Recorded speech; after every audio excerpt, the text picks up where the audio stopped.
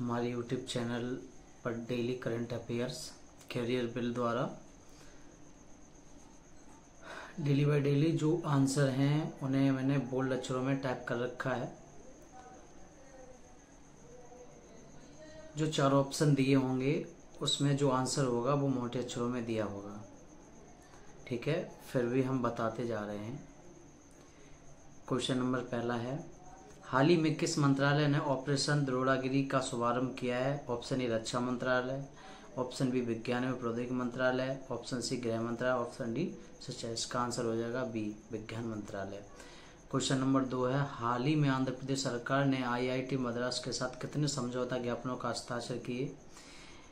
ए 2, B 3, सी 5, D 8। इसका option D सही है 8।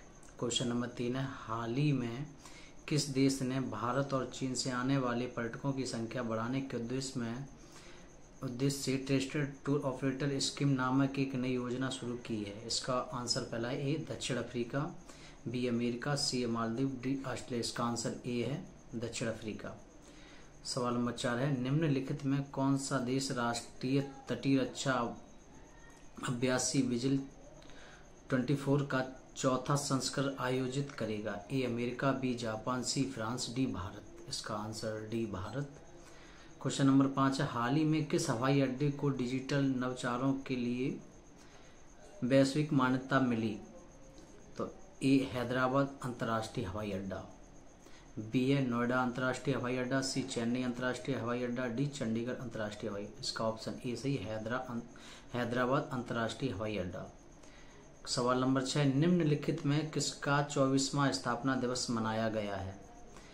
ए हरियाणा, बी तेलंगाना, सी झारखंड, डी गोवा। इसका सी आंसर हो जाएगा झारखंड। सवाल नंबर 7 है, हाल ही में भारतीय अंतर्राष्ट्रीय व्यापार मेला 2024 नई दिल्ली में आयोजित हुआ है? ए 40वां, बी 41वां, सी 42वां, डी 43वां। इसका आंसर डी सही हो जाएगा 43वां।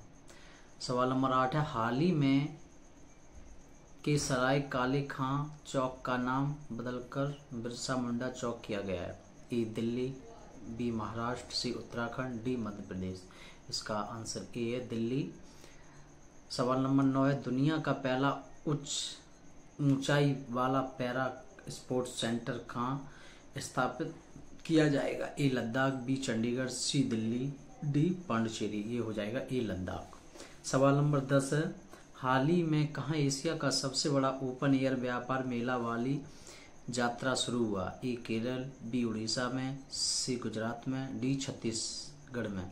इसका आंसर बी सही हो जाएगा उड़ीसा में। सवाल नंबर 11 है, प्रति वर्ष किस तारीख को राष्ट्रीय प्रेस दिवस मनाया जाता है? ए 14 नवंबर, बी 15 नवंबर, सी 16 नवंबर, डी 17 नवंबर। इसका सी आंसर सही है 16 नवंबर। सवाल नंबर 12 है, वर्तमान में भारत की अक्षय ऊर्जा क्षमता 13.5% बढ़कर कितनी गीगावाट हो गया है? ए 180 गीगावाट, बी 195 गीगावाट, सी 203 गीगावाट, डी 217 गीगावाट। इसका आंसर सी हो जाएगा 203 गीगावाट। सवाल नंबर 13 है, भारत का खेल उद्योग 230 तक कितने बिलियन डॉलर बढ़ने का अनुमान है? A 100 billion dollar, B 118 billion dollar, C 120 billion dollar, D 130 billion dollar. इसका डी ऑप्शन सही हो जाएगा 130 बिलियन डॉलर। सवाल नंबर 14, हाल ही में कहाँ प्रधानमंत्री नरेंद्र मोदी द्वारा पहले बोडोलैंड महोत्सव का उद्घाटन किया गया? मणिपुर, दिल्ली, उत्तराखंड, तमिलनाडु। इसका बी ऑप्शन सही है दिल्ली। सवाल नंबर 15, हाल ही में किस देश ने भारत के बिजली ग्रिड के माध्यम से बांग्लादेश को बिजली निर्यात करने की पहल की है? नेपाल, श्रीलंका, म्यांमार, भूटान। तो इसका ऑप्शन ए सही है नेपाल। सवाल नंबर 16, दल विहीन लोकतंत्र का समर्थक निम्न में कौन थे? ए जयप्रकाश नारायण, बी भूपेंद्र नाथ दत्ता, सी MN रॉय, डी जवाहरलाल नेहरू। इसका ये ऑप्शन सही हो जयप्रकाश नारायण। सवाल नंबर 17 है, निम्नलिखित में किस देश में एक दलीय व्यवस्था है? मंगोलिया, स्पेन, चिली, चीन। इसका डी ऑप्शन सही हो जाएगा चीन। सवाल नंबर 18, निम्नलिखित में से किस स्वतंत्रता सेनानी ने जलियांवाला बाग नरसंहार के विरोध में वायसराय के कार्यकारिणी से इस्तीफा दे दिया था? राधा विनोद बाल, शंकर नारायण चित्तूर, अनंत शास्त्री डोंगरे, महाराजा वल्लभ। इसका सी ऑप्शन सही होगा, शंकर नारायण चित्तूर। सवाल नंबर 19 है, स्टेम सेल के मुख्य प्रकार निम्न है? भ्रूण स्टेम सेल, वयस्क स्टेम सेल, प्रेरित प्लुरिपोटेंट स्टेम सेल, उपरोक्त सभी। तो इसका डी ऑप्शन सही हो जाए, उपरोक्त सभी। सवाल नंबर 20 है, भारतीय दंड संहिता के निम्नलिखित में कौन सी धारा समलैंगिक, समलैंगिक, उभयलिंगी समुदाय LGBT से संबंधित है? ए धारा 377, बी धारा 376, सी धारा 370, इनमें से कोई नहीं।